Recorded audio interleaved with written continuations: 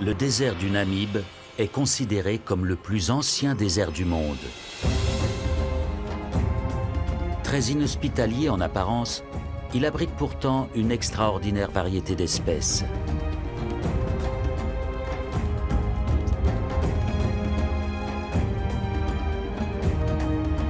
Avec seulement 20 mm de précipitations par an, et bien que bordé par l'océan Atlantique, le désert du Namib est d'une aridité extrême.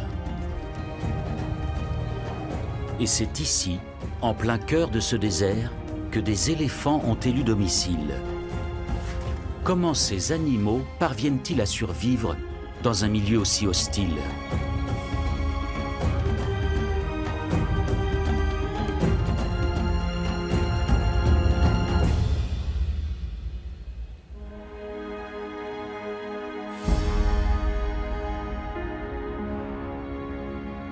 La Namibie se trouve dans le sud-est de l'Afrique. Sur environ 2000 km le long de son littoral s'étend le désert du Namib. Dans sa partie nord, le désert présente des vallées parcourues par des rivières éphémères. Parmi elles, la vallée de l'Ohanib. Le lit de la rivière traverse le désert sur 300 km avant d'atteindre l'océan.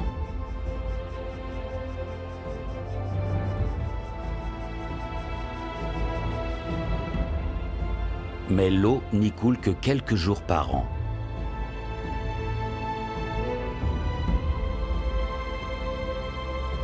Seuls des arbres aux racines profondes tels que ces Faidherbia des oasis résistent à une telle sécheresse. Le Namib est le seul désert à abriter des rivières éphémères. Les mammifères ne pourraient pas s'établir ailleurs que dans la vallée.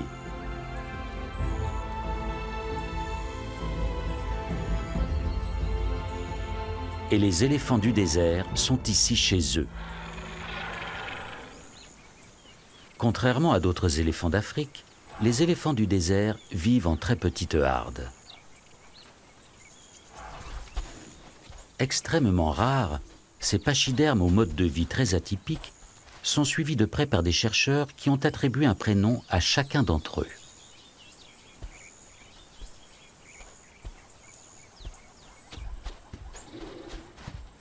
Clarissa est la matriarche de ce groupe familial. Les autres membres ne la quittent pas d'un pas, car elle est la seule à savoir comment survivre dans ce milieu inhospitalier.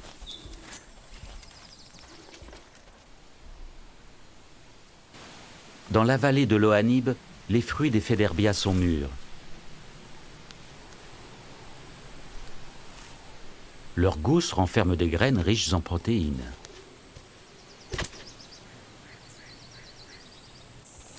Clarissa connaît leurs vertus nutritives depuis son enfance.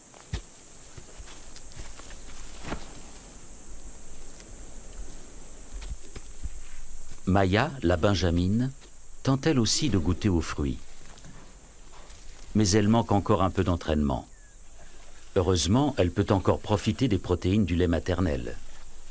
Les éléphants du désert se reproduisent 2 fois moins que leurs congénères vivant dans d'autres écosystèmes. Et pour mieux préparer leur progéniture aux conditions extrêmes, les femelles doublent la période d'allaitement. Les jeunes mâles ne quittent pas leur mère avant d'avoir atteint la maturité sexuelle. Ils s'affrontent dans des combats amicaux afin de se préparer à une existence loin de la protection des femelles. Car en dehors des périodes de reproduction, les mâles adultes vivent seuls ou en petits groupes.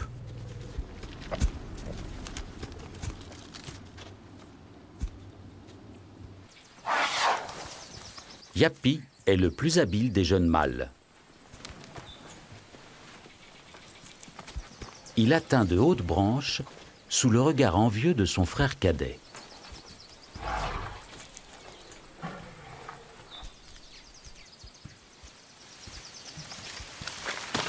Cette manière de faire lui a été apprise par son père. Le partage entre mâles ne va pas toujours de soi. Et Yapi refuse de céder un bout de sa branche à son jeune frère.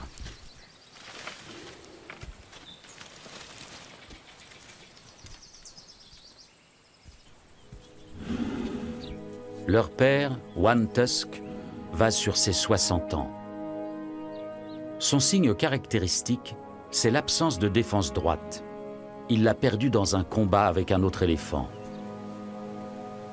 Pendant de longues années, il est resté le maître incontesté de la vallée de l'Ohanib. Aujourd'hui, il mène une vie solitaire. Un éléphant du désert en bonne santé parcourt jusqu'à 10 000 km par an à la recherche de nourriture. La large plante de ses pieds lui évite de s'enfoncer dans le sable. Mais les jambes de One Tusk ne le portent plus sur de telles distances. Le vieux mâle est déjà sous haute surveillance. Un couple de chacals de la vallée est à l'affût. Les chacals ne se limitent pas aux petits gabarits et c'est bien volontiers qu'ils feraient honneur au cadavre du colosse.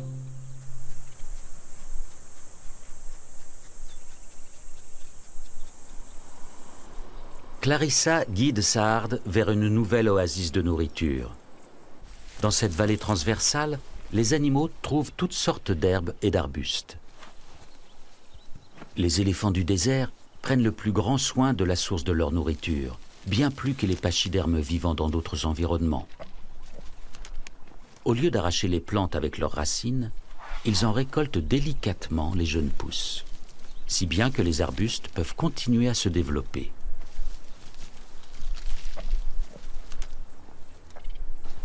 Adaptation au milieu oblige, les éléphants du désert sont aussi d'habiles grimpeurs.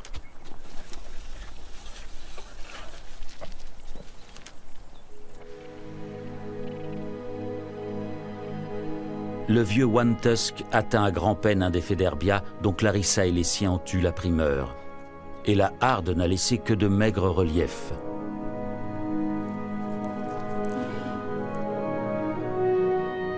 Pas la moindre petite graine à se mettre sous la dent.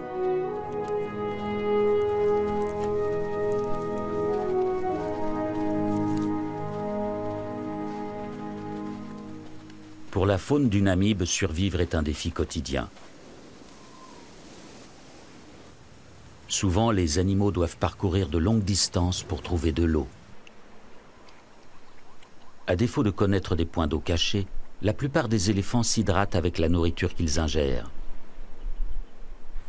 La moindre petite feuille verte contient de l'eau et c'est toujours ça de prix.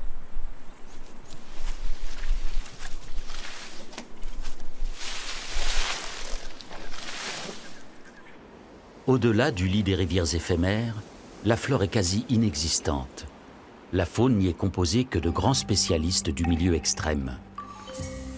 Ce ténébrion de la taille d'un ongle est un de ces spécialistes. L'évolution a modelé son corps de façon ingénieuse.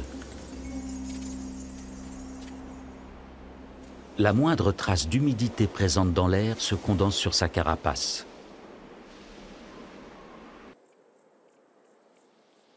Les gouttelettes qui se forment petit à petit n'ont ensuite plus qu'à glisser vers sa bouche.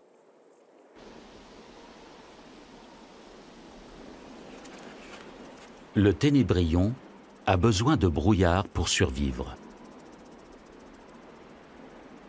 Mais comment expliquer la présence de brouillard en plein désert? Le Namib est un désert côtier.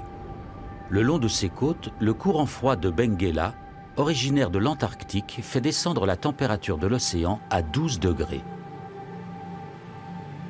Quand les masses d'air chaud du continent rencontrent les eaux froides de l'Atlantique, elles se refroidissent, se saturent en eau et du brouillard se forme.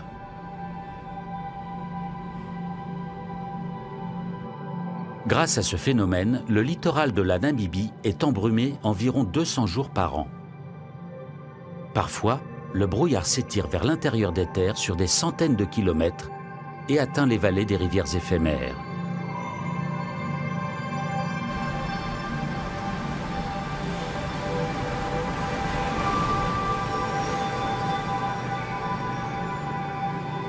En plus du brouillard, le courant de Benguela apporte des poissons en abondance,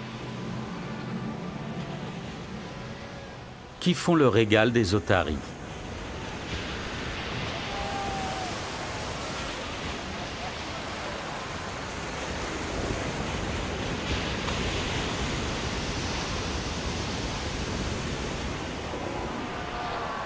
Leur immense colonie compte jusqu'à 100 000 individus.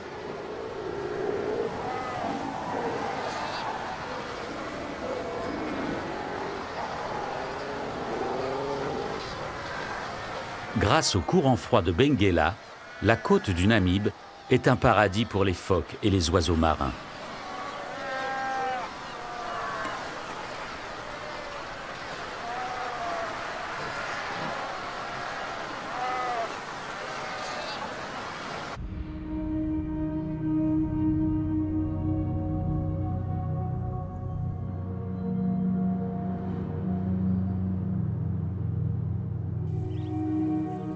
Dans la vallée de l'Ohanib, les grands mammifères profitent aussi des bienfaits du brouillard.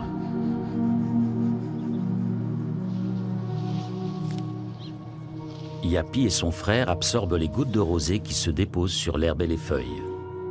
Grâce à cette humidité, les éléphants du désert peuvent se passer d'eau pendant 4 jours.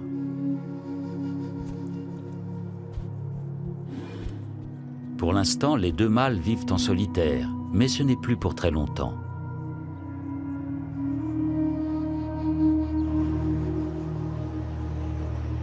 Le brouillard se dissipe et laisse la place au soleil, ainsi qu'à de nouveaux arrivants. Une famille d'éléphants d'une autre vallée est en route.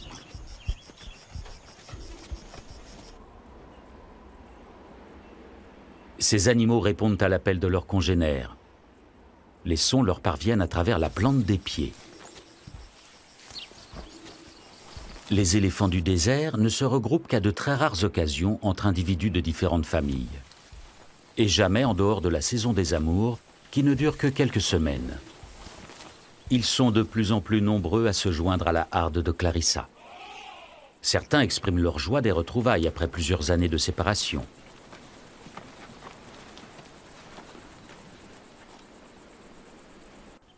L'arrivée de femelles n'a pas échappé à Yapi et à son frère. Et lorsqu'il s'agit d'obtenir la faveur des éléphantes, c'est chacun pour soi.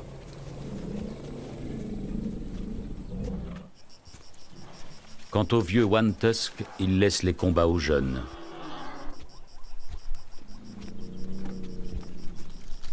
Il n'a plus la force de rivaliser avec d'autres mâles.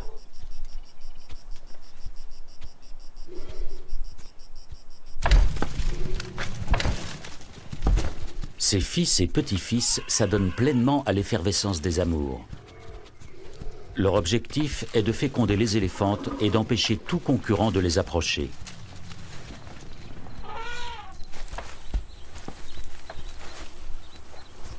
Yapi n'arrivera à ses fins qu'en utilisant un subterfuge pour isoler Clarissa du reste de la harde.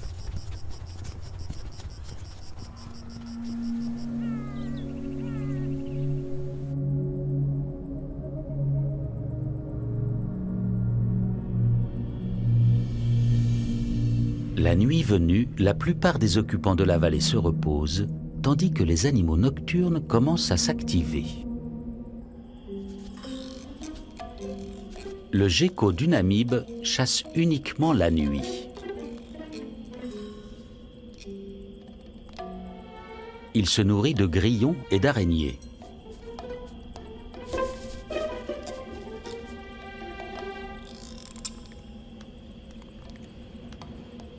Comme les grenouilles, il possède des pattes palmées qui lui permettent de ne pas s'enfoncer dans le sable. Il parcourt ainsi les dunes en effleurant à peine le sol.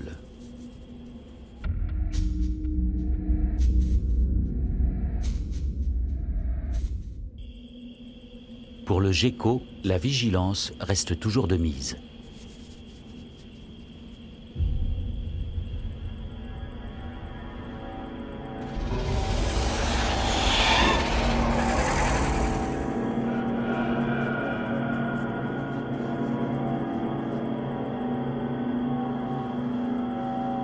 La vipère du désert du Namibe n'a pas la vie facile, tout comme les éléphants, le ténébrion ou le gecko.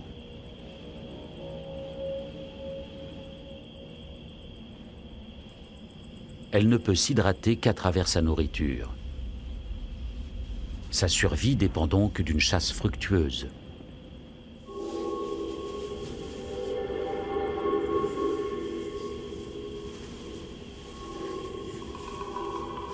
Lorsqu'elle repère un terrain propice, elle s'enfonce dans le sable et guette ses proies.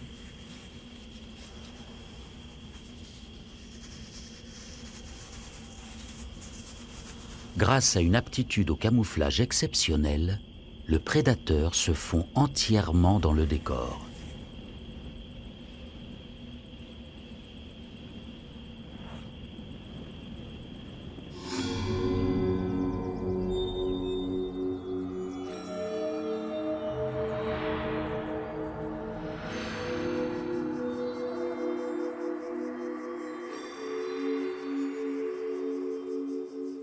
Le soleil est dangereux pour le gecko qui doit s'en protéger s'il ne veut pas mourir déshydraté. Une fois de plus, ses pattes palmées lui rendent un fier service. En un rien de temps, il creuse des galeries souterraines impressionnantes.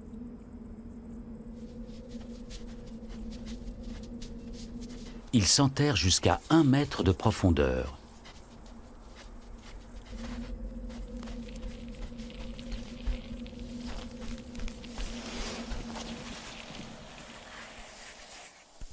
Ici, la chaleur est plus supportable. Au-dessus de lui, un de ses congénères prend son temps. Et pour cause, le brouillard arrive.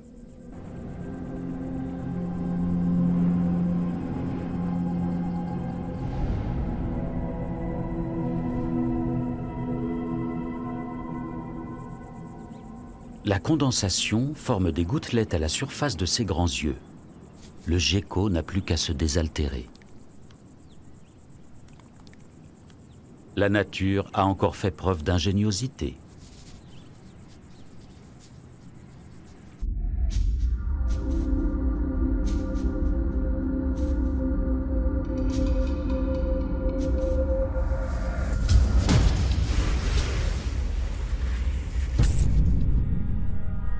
La patience a porté ses fruits. La vipère peut à présent festoyer et surtout se désaltérer.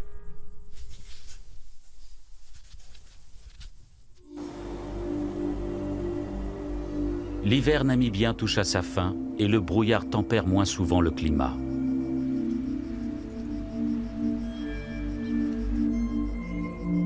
Une chaleur accablante pèse maintenant sur la vallée de l'Ohanib. Clarissa et sa famille supportent tant bien que mal les 40 degrés à l'ombre.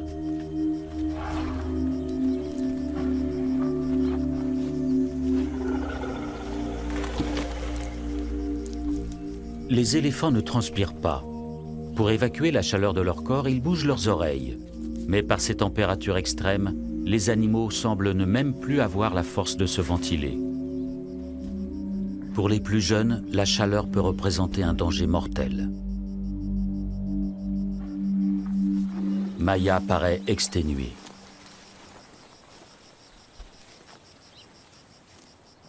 Malgré la canicule, Clarissa presse sa famille de lever le camp.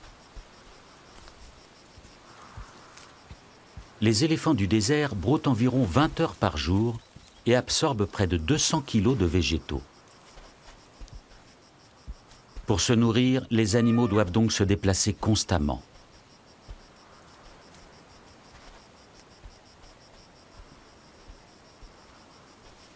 Ce jeune mâle est tellement épuisé qu'il n'a pas entendu le signal du départ. À son réveil, il cherche sa famille, mais en vain.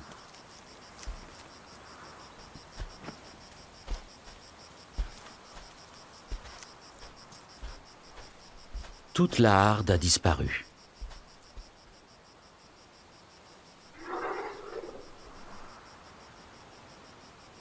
Mais Clarissa et les autres se sont rendus compte de son absence. Grâce à leur trompe, les éléphants disposent d'un odorat exceptionnel qui leur permet de se localiser les uns les autres.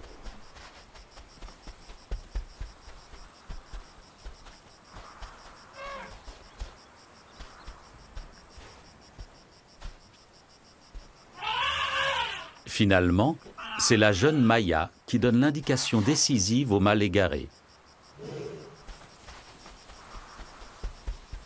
Il sait maintenant quelle direction prendre.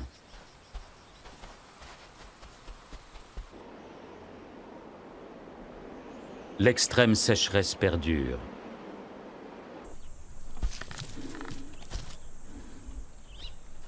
Clarissa et sa famille doivent se contenter d'un arbre mort pour toute nourriture. Dans le désert, un arbre de cette taille ne se décompose qu'au bout de nombreuses années. Les éléphants sont les seuls à pouvoir le rendre comestible pour les autres animaux. Les pachydermes n'assimilent en effet que 60% de ce qu'ils mangent et éliminent le reste. Ils répandent ainsi les graines des arbres avec leurs excréments. Certains animaux, comme les pintades de Numidie, se nourrissent essentiellement des résidus non digérés par les éléphants. Même les babouins de la vallée se rabattent sur les déjections des grands mammifères, faute de mieux.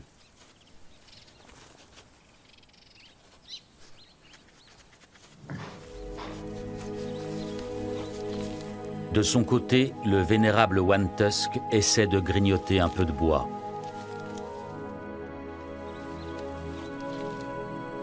Les molaires d'un éléphant repoussent 6 fois au cours de sa vie. Mais les dernières dents de One Tusk sont trop usées pour venir à bout du bois dur et sec de cet arbre.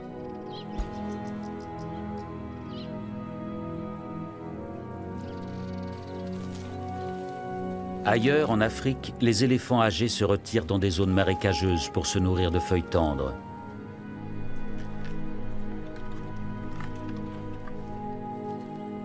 Mais dans le désert, One Tusk n'a pas cette chance. La harde de Clarissa est aussi menacée. Toujours à la recherche d'eau et de nourriture, elle se voit contrainte de quitter la vallée. D'autres familles d'éléphants se joignent à elle.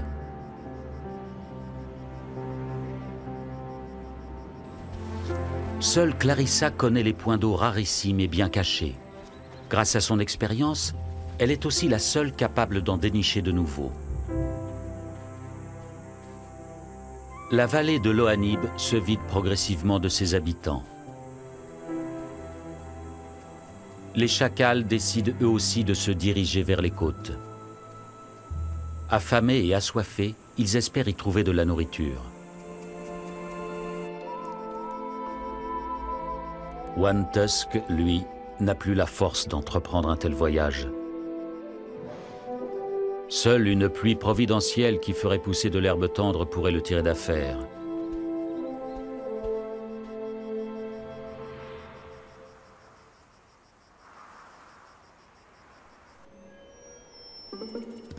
Le ténébrion a faim lui aussi et aimerait trouver quelque chose à se mettre sous la dent. À la différence de la plupart des animaux du désert, il n'attend pas les jeunes pousses vertes, mais se contente de restes de végétaux.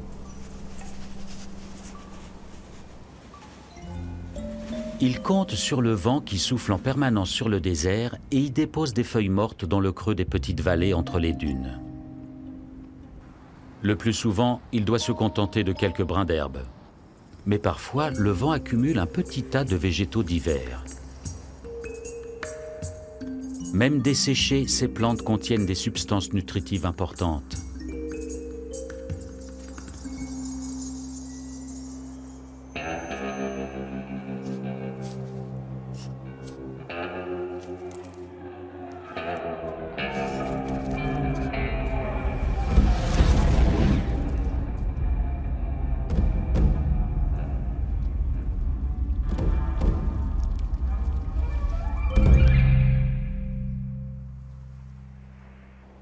Le caméléon Namaqua est un prédateur redoutable. Du moins pour le ténébrion. La rapidité du saurien ne lui épargne pas quelques courses-poursuites.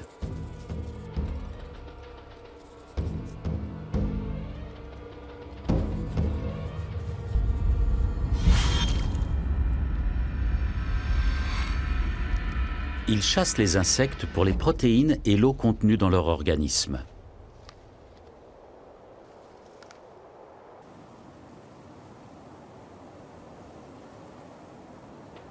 Le caméléon Namaqua est le plus grand animal à sang-froid du Namib.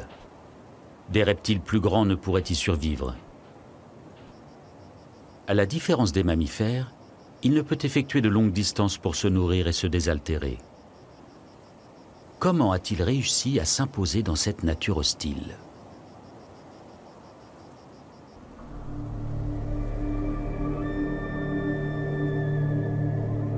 Il faut regarder en direction de la vallée du Dead Valley pour avoir la réponse. Autrefois, elle abritait une rivière comparable à celle de l'Ohanib.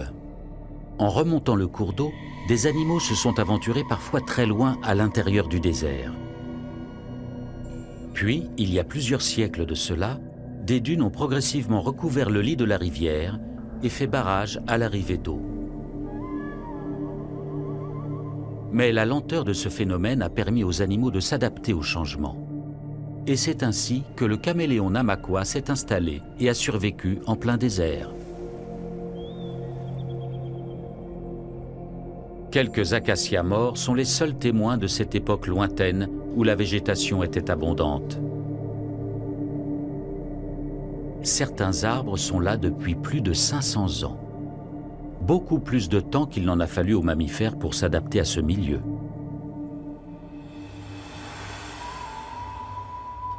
Leur capacité à parcourir de très longues distances leur a largement facilité l'acclimatation dans le désert. Le couple de chacals s'approche maintenant de la côte.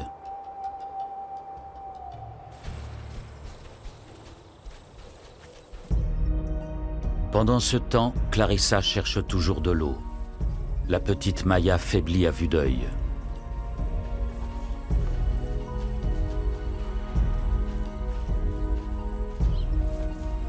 La harde doit faire des pauses régulières. Les animaux arrivent tous à bout de force. Clarissa n'a presque plus de lait pour sa fille.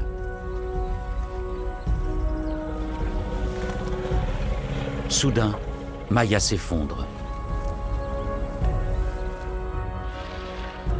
Mais Clarissa l'incite aussitôt à se relever. Il faut continuer à marcher.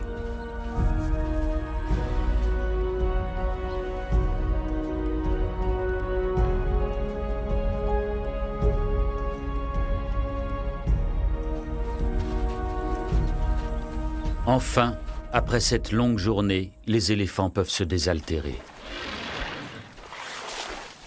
Clarissa a su les guider vers un précieux point d'eau.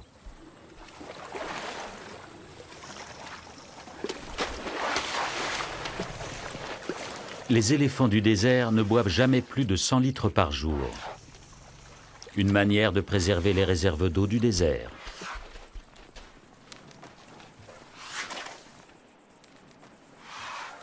Cette douche de poussière permet aux animaux de protéger leur peau contre les brûlures du soleil. Demain, au lever du jour, Clarissa donnera de nouveau le signal du départ. Il reste encore une longue marche jusqu'au prochain pâturage.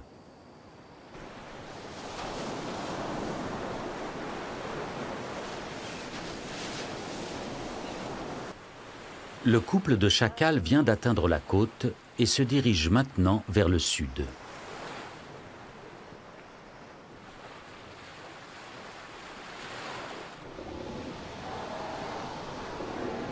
En ce moment, chez les otaries, une nouvelle génération vient au monde.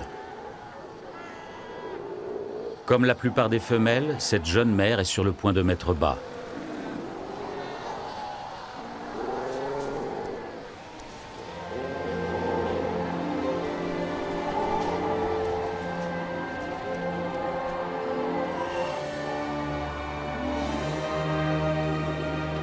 Le nouveau-né est au centre de grandes effusions dès les premiers instants.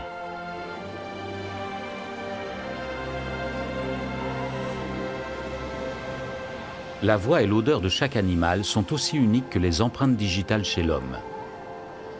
Grâce à ce rituel de naissance, la mère et son petit pourront dorénavant se retrouver et se reconnaître à tout moment.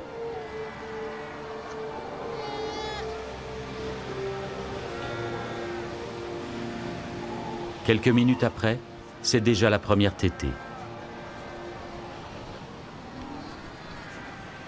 La jeune femelle guide son bébé encore malhabile.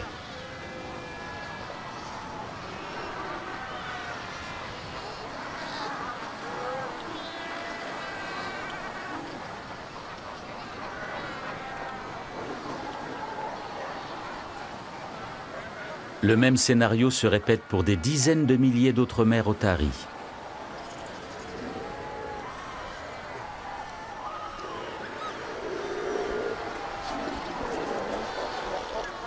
Dans la colonie, les animaux sont de plus en plus à l'étroit.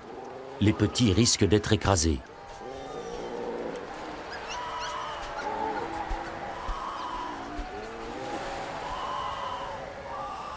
Afin de les protéger, les adultes mettent en place de véritables crèches. La jeune mère vient elle aussi y déposer son petit.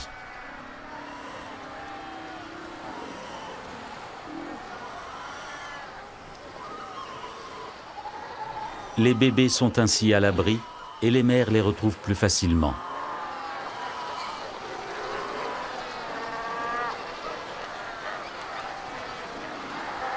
Elles doivent chasser quotidiennement pour se nourrir et donner à leurs petits un lait nutritif.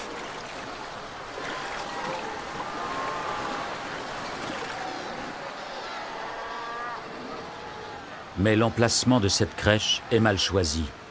Les petits sont envahis par la marée montante. Ils luttent désespérément contre les vagues.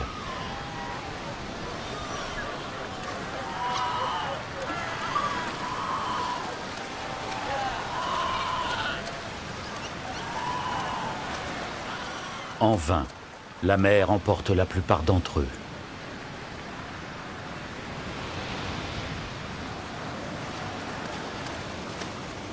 Les bébés otaries savent pourtant nager, mais il leur manque la couche de graisse protectrice des adultes. À peine née, cette petite otarie lutte de toutes ses forces pour sa survie. Bien d'autres perdront ce combat.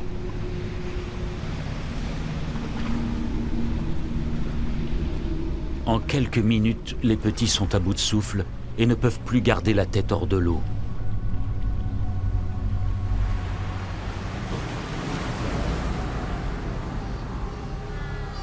Celui-ci est encore en vie. Avec une volonté de fer, il nage vers le rivage.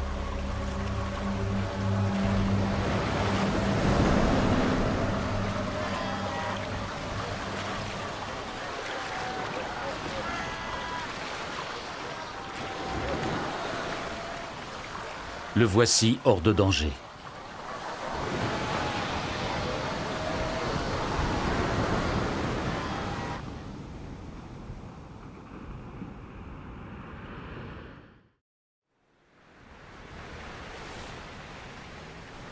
Un jour nouveau se lève sur le théâtre du drame. Les vagues ont déposé les cadavres des bébés otaries sur la côte.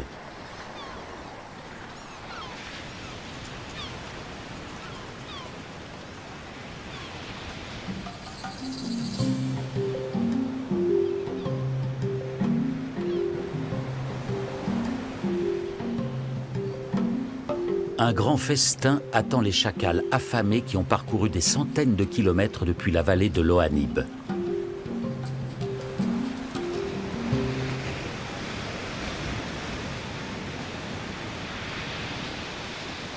La colonie d'otaries est devenue leur unique source de nourriture. Les chacals ne sont pas exigeants et consomment essentiellement des charognes.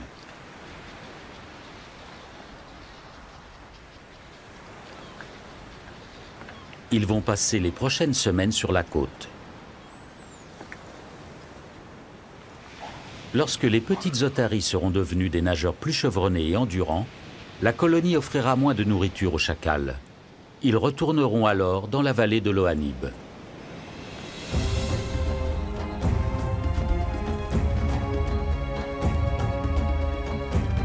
Après un long voyage, Clarissa et sa famille ont enfin atteint une rivière éphémère.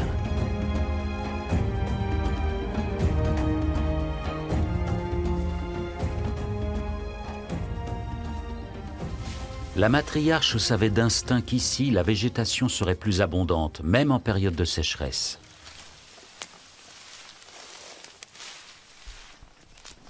Les éléphants épuisés peuvent enfin manger à leur faim.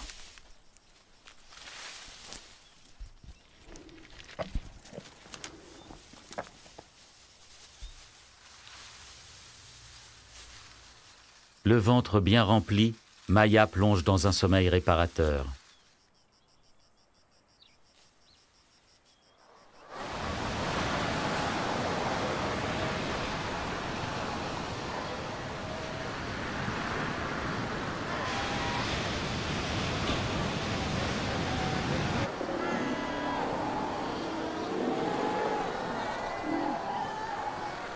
Ce bébé otari connaît un sort moins enviable. Il a échappé de justesse à la noyade, mais il ne retrouve plus sa mère.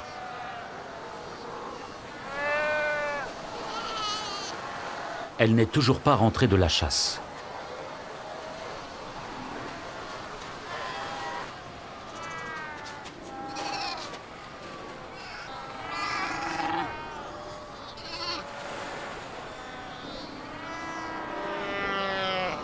Le petit croit reconnaître la voix de sa mère.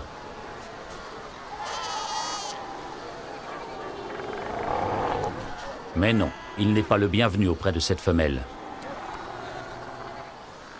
Bientôt, le nouveau-né souffre de la chaleur et a besoin de lait maternel.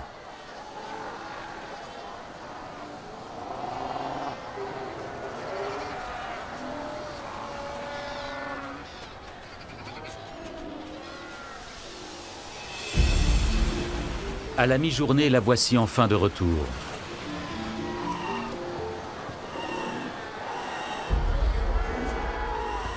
Elle s'empresse d'aller retrouver son petit, mais doit constater qu'il a disparu de la crèche. De son côté, le bébé égaré continue de l'appeler et de la chercher.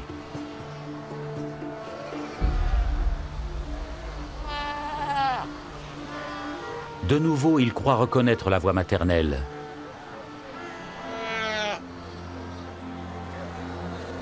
Est-ce bien elle, cette fois-ci ?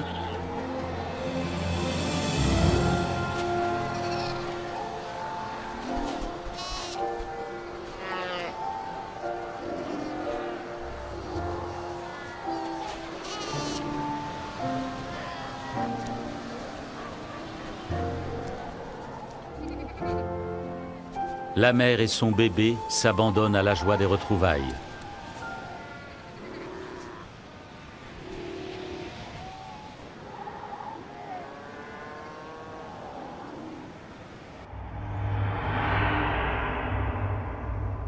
Un vent puissant se lève sur les côtes et souffle sur le désert.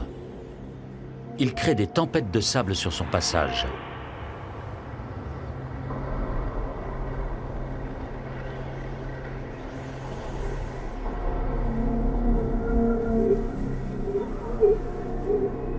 Elles atteignent bientôt la vallée où séjournent Clarissa et sa famille.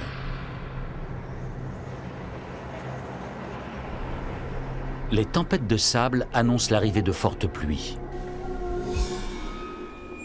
La matriarche Clarissa est expérimentée et sait ce qu'il lui reste à faire. Car bientôt, les vallées se transformeront en rivières déchaînées qui emporteront tout sur leur passage. Les éléphants seraient en danger de mort s'ils ne quittaient pas la vallée sur le champ.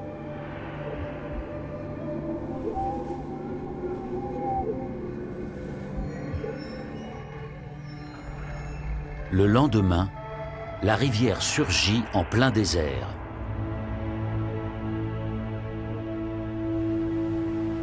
Le cours d'eau se ferait un chemin de plusieurs centaines de kilomètres à travers le désert avant de se jeter dans l'océan. Les rivières éphémères n'atteignent la côte qu'une fois tous les 10 ans en moyenne.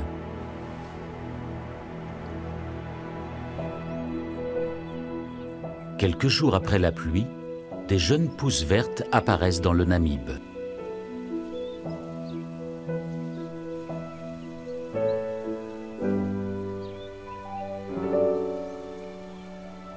La vallée de l'Ohanib revit elle aussi, et les premiers habitants sont de retour de leur exil.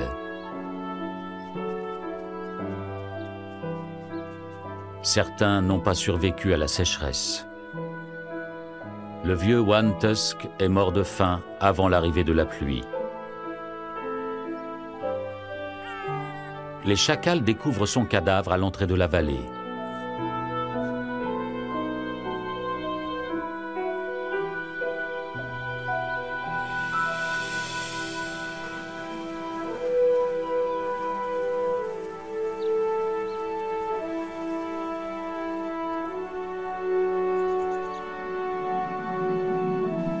ils attendent la nuit tombée pour se risquer auprès du cadavre du colosse.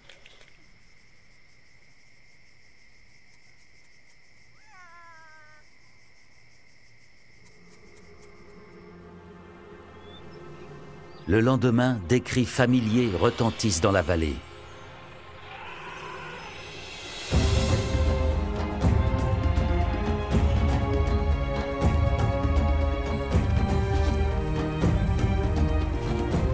Clarissa est de retour avec sa famille. Les éléphants ont échappé au flot et reviennent tous sains et saufs. La petite Maya se porte bien, elle aussi. Enfin, la harde aperçoit la vallée de l'Ohanib verdoyante.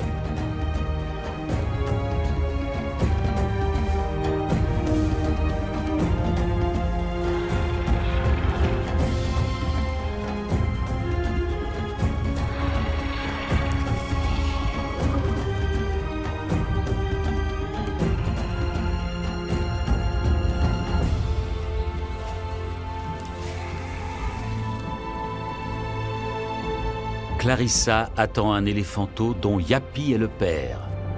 La nouvelle génération héritera elle aussi de la force et de l'expérience du vénérable One Tusk. Et la matriarche transmettra à son tour les secrets des éléphants du désert à sa progéniture pour la survie de l'espèce.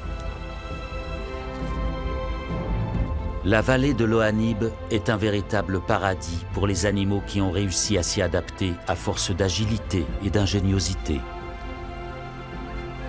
Dans le plus vieux désert du monde, ils affrontent vaillamment des conditions de vie extrêmes.